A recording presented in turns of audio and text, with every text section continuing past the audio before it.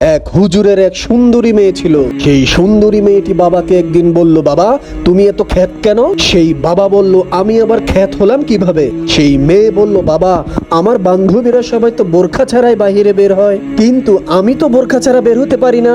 মেয়ে বলল, বাবা তুমি একটু আধুনিক হও, মডার্ন হও। তখন বাবা বলল, আচ্ছা ঠিক আছে, তোমার আর বোরখা পরতে হবে না, তুমি বোরখা ছাড়াই দোকান থেকে আমার জন্য একটা কলম নিয়ে আসো তো। মেয়েটা কলম কিনতে যাচ্ছে, পথিমধ্যে কিছু বখাটে যুবক বসা ছিল। তারা সেই সুন্দরী মেয়েটিকে দেখে বলল, ইস কি মাল যাচ্ছে গো, মালের দানা পড়ে গেছে। এই কথা শুনে মেয়েটি খুব কষ্ট পেল। তারপর মেয়েটি কলম নিয়ে বাসায় ফিরে গেল। মেয়েটি বাসায় গিয়ে তার বাবাকে সব ঘটনা খুলে বলল। মেয়েটিকে বাবা বললেন, মা তুমি এখনই আবার বোরখা পরে দোকান থেকে একটা খাতা নিয়ে আসো তো। মেয়েটি আবার বোরখা পরে দোকানে গেল। সেই বখাটে যুবকগুলো এখন তাকে আর কিছুই বলল না।